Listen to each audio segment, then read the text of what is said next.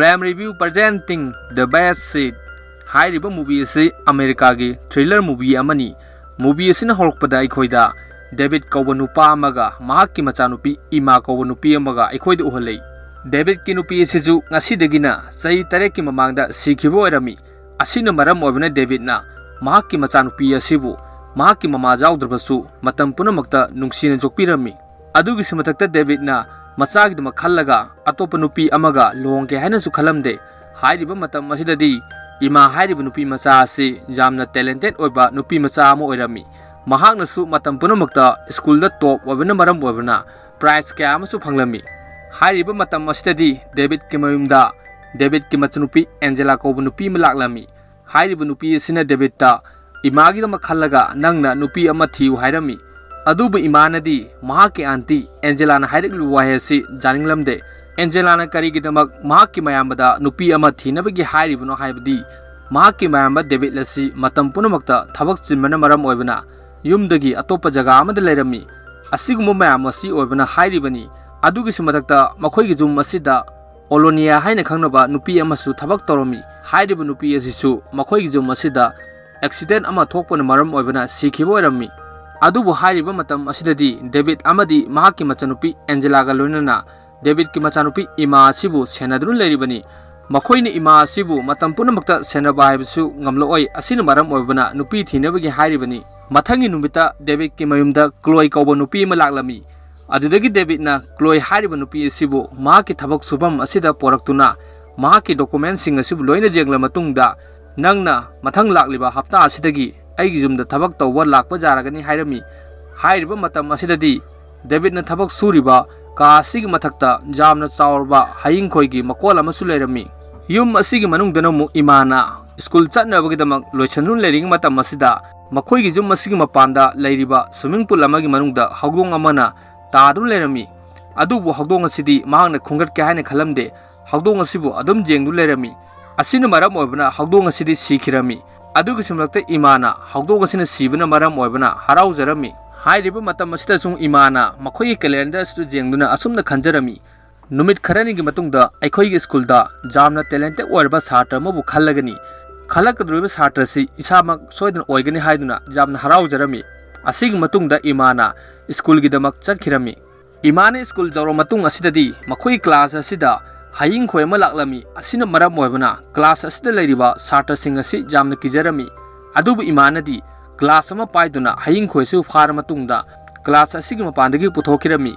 Mahakna sumna tawriba sing asi class ari leiriba satra sing asina jamna ngaklami.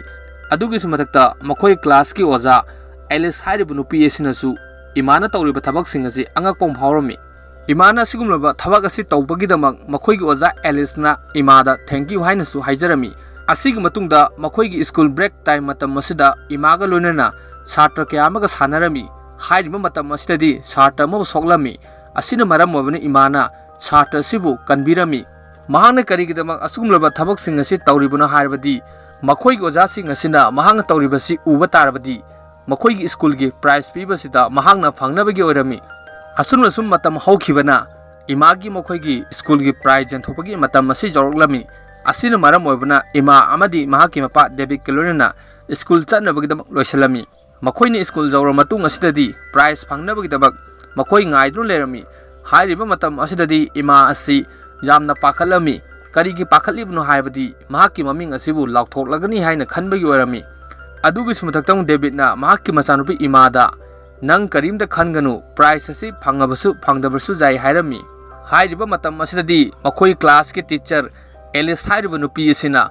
prize phangadaba satra asigi maming asi lauthoklami. Maming asi lauthokpa matam asidadi Ima oiramde makhoi class da Milo haina khangnaba nupa macha ama jawrami. Milo hairiba nupa asisu class asida lairik aduki matik haitaba anga ama oirami. Adubu hairiba matam asidadi Milo hairiba anga asina mu mahakki wakhanda khalami. Aigi ming asi matau karamna lauraklibano punsigi ahan moina prize phangmani haina mahak jamna haraujarami. Asiguma mayam asi oibana Milo gi mama Curtis hairiba nupi asina mahakki machanupa Milo na prize phangbagidamak yamna haraujarami. Adugi sumatakta David na Curtis da nangi nachana prize phangbagidamak thagatpa phongdokle hairami. Hairiba matam asidadi Ima hairiba nupi macha asi wa amata ngangdabida tumina leirami. Asig matungda Davidna prize fanglaba makhoi mayam sing asibu photo mayam na kaplami asig matungda Davidna imagi class ki teacher Alice haribu nupi asig manakta chalami mahangna karigi chatlibuno haibadi mamangi parent teacher meeting da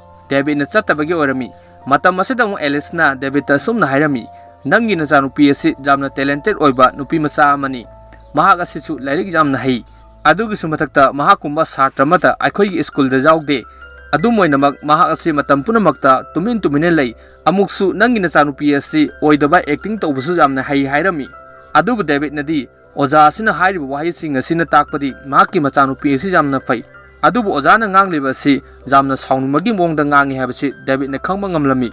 nakal amorom donomo Milo hairiba nupa macha asina prize phangbagidamak yamna haraujarami adubu David ki manaktana mu makhoi myam sing asi phangsal loibagidamak mayumda hannabagi toromi matam masida mu imana mahakki mapada chatlasi harami adubu ikhang khongduna jungle amadagi angang nupi macha anina mahom masida angang ama tadun leire haina kaurlami asina maram oibana David amadi mahakka leminariwa Milo gi mama mapa singa loinana tariba angang asig manakta chatuna jeng matam asidadi Milo hairiba angang asi oirami adubu Milo gi mama mapa nadi mahakki machanupa asibu kannabo honarami adubu Milo asidi mahom asida sikhirami asina maram oibana Milo gi mama mapa asi thawai nungai tadun kaptunu leirami nakal amorom danamu school asigi manungda satra sing asina Milo hairiba nupa macha asibu sibagidamak thawai nungai tadun loine leirami tasengmadi Milo hairiba nupa macha asi school asida yamna gyan taba anga ama oirami mahakne school asida tamliba atopa satra mayam sing asiga friend amasu oirami hairiba numit asigi numidang asida mu David hairiba nupa asina mahakki machanupi ima asibu makhoi classmate Milo hairiba si sikhibagidamak thawai yamna nungai tana leiramlagani haina khanduna machanupi asig manakta laklami adubu imadi noktun lerami adugu musu imana mahakki mapada asumna hairami Milo hauju sikhre mahak sibagidamak aikoina karigi wagadoribno hairami machanupi gi wahestabda David asi yamna angakpam faurami numit kharanigi matungda mu David amadi mahakki machanupi imaga loinana Milo gi sanskar gidamak laklami hairiba matam asidadi Milo gi family asi thawai jamna nungai jaramde adugi sumathakta ima hairiba nupi macha asina makhoi mayamdagi hena thawai nungai tabagi mong ama ulami aduga musu Milo gi family na David ta sumna hairami school gi function loiba numita nangna kakhiba photo sing adubu aikhoi da mukta mail tawbirau mahaki fajaraba saktam adubu aikhoi na mukta jengjahoge adubu ichanupana phangkiba medal adubu mahaki sibada hapningmani adubu medal adudi mangkhre mahakna siriba turen adu takhaba mali hairami hairiba matam asidadi ima hairiba nupi macha asi thawai jamna nungai taduna leibasi ubada mahakki mapana ima asibu mayumda pudun laklami makhoina mayum joro matungda ima asi noktun lerami imagi mawng asi David ubada jamna angakpam faurami mahakna karigi angakpa fauribuna haibadi Milo gi mayumda mahakna thawai jamna nungai taba saraga yum asida halalaga mahakna karigi noklibuno haina machanupida karimda haidabida mahakna khanjannu lerami asigi matungda Davidna machanupi imagi roomda chattuna sanpor khara amadi fironga loinana thamnabagi laklami hairiba matam asidadi mahakna porakpa laidabi amabu imagi phamung asigi makhada tarami matam asida laidabi sibu jeng matamda aikhoida karigumba amabu uhali imagi phamung asigi makhada ribbon higok machugi amabu laibu urami hairiba ribbon asing maramda kona khanglakani tanja astadimu imana mahakki roomda changlaktuna mapada sumna hairami aigi room asida nangna karigi laklibno matungda amuhana lakanu hairami numit kharanigi matungda mu David ke mayumda thabak tongnaba hainakhiba Chloe hairiba nupi asi laklami Chloe hairiba nupi asi matam punamakta ima asibu jengchambagi mohutta imagi mapa David ta interest lawduna makhoi ne dum pundru lerami asing matungda Chloe na David ki machanupi imagi manakta chattuna asumna hairami nangna miyobabu hatpra hairami adubu imanadi aina adugumlaba thabak amada tawde hairami mathangi numita David ki mayumda imagi oza Selis amadi police amaga loina laklami oza asina muk David ta asumna hairami aikhoi school asida Milo na sikhibasi hantang na hanbani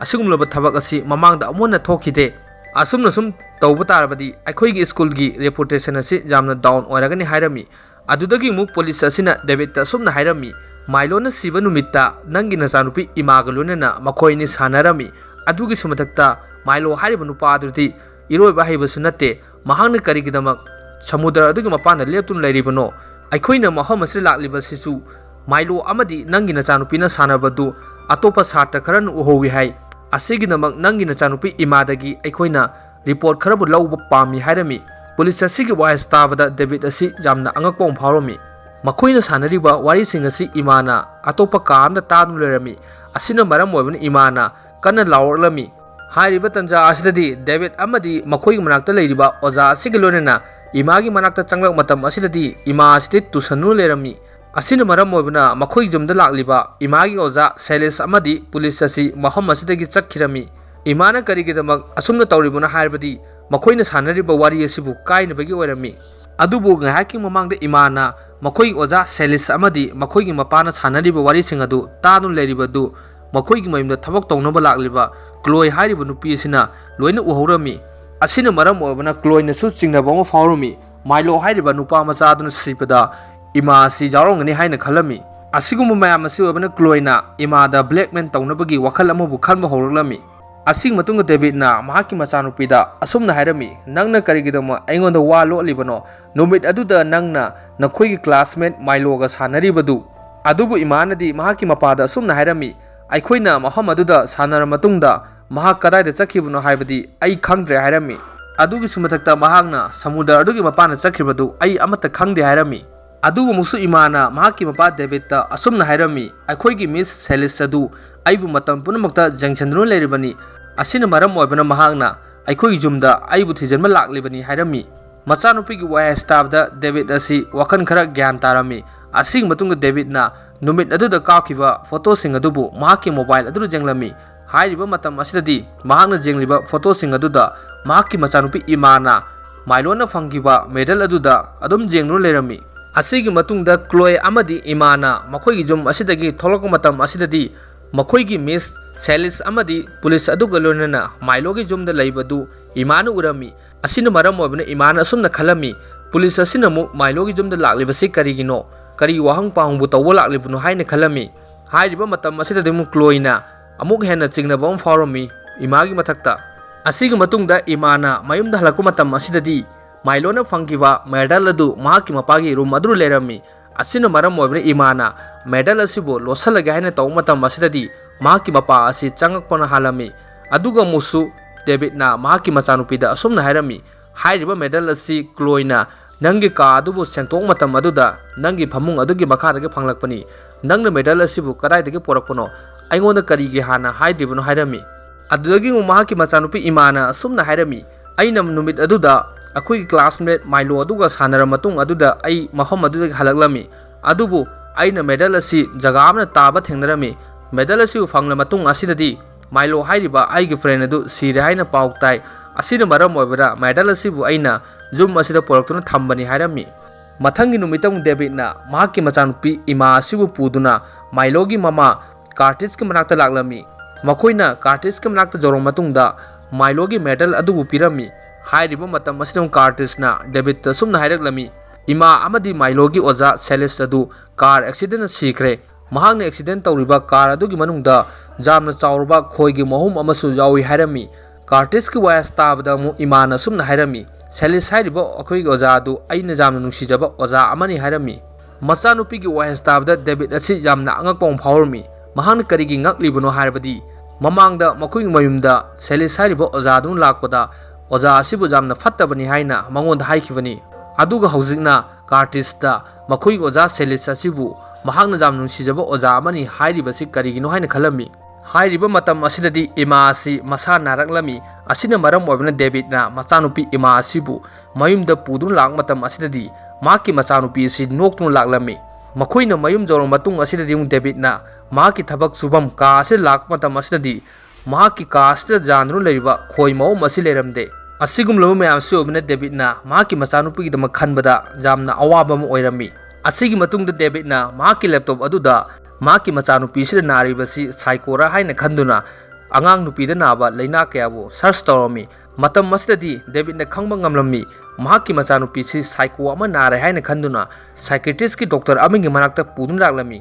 अदुबु doctor असिनदी David असुमना हायरक्लमी नंगी नचानुपी असि करीमता नादे महाक्ति जामना ज्ञान ताबा नुपी अमनी हायरक्लमी Mathangi numitamo Chloe-na imagi manakta laktuna ima asibu blackman tawnabgidamak mahakna sumna hairami ai asi nongmadi soidana nangi nama atombi oigedabani hairami adubu imanadi nangna hairiba wahe adu oithokpa yaru hairami adudagi muk Chloe-na imada sumna hairami aina loina khangi nangna losan thamliba medal adu nangna mailo adu hatoktuna medal adu pudun lakpani adubu atopa miyenadi kanamda khangde nangna karigumba aina nangi nama atombi oige jadaba tarbadi nangna tawriba thabak singasi police loina haidokani hairami adubu imadi Chloe gi wayas tabada jamna sauningmom phawrami hairiba numit asigi numidang sida mo Chloe-na ima asibu thiba mahaki mapana thabak tawba ka adu laklami matam asidadi Chloe-na ka asigi manung changkhra matungda ka asigi thong asibu thingjalami asigi matungda ka asida mai charaktuna Chloe gi masa asisu mai loina charaklami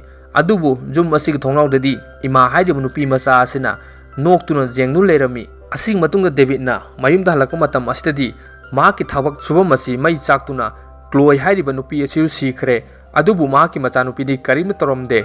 asina maram obna David-na mahaki mayum asida police pu koromi hairiba matam asida imana police asigi mamangda makoida thabak sudun leiriba Chloe hairiba nupi asi sire haibagidamak jamna thawai nungaitana ulami adubu police asina chakra matung asidadi ima asi jamna kana noktuna mahaki mapada asumna hairami nangna karigidamak matha saribno ai hojik karindu tawtre hairami machanupi gi wayas tabada David-na asumna khalami mahaki machanupi asidi psycho narabanina mahangna tawriba thabak singasi achumbani haina khallibani adubu mahangna tawriba thabak asidi murder amani haina khalami asigi matunga David-na mahaki machanupi gi manakta chattuna thokliba thodok singasibu karamna thoklibano haina hanglami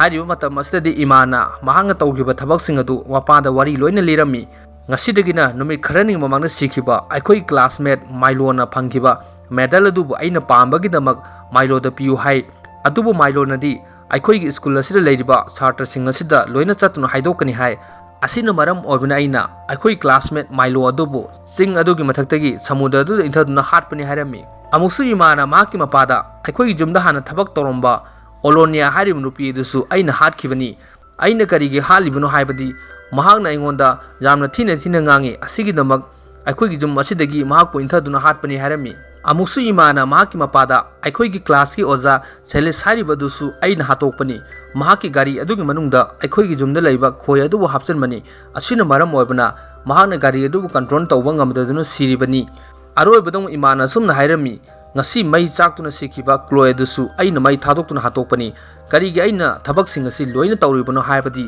aigi punsida jelakpa miyoi sing adubu aina loina halibani aina tawriba thabak asibu jamna soirabara haina mahaki mapada hairami machanupi gi wayas tabada David-na jamna pakhaladuna machanupi gi dama khanduna turen amagi mapanda leiriba makhoi jum asida machanupi asibu gari amada hapchanduna pudun laklami hairiba matam asida David-na mahaki manaunupi Angela-da phone tawduna wari sananabagi tawrami adubu David-na wari sanadabida phone asibudi kakthakirami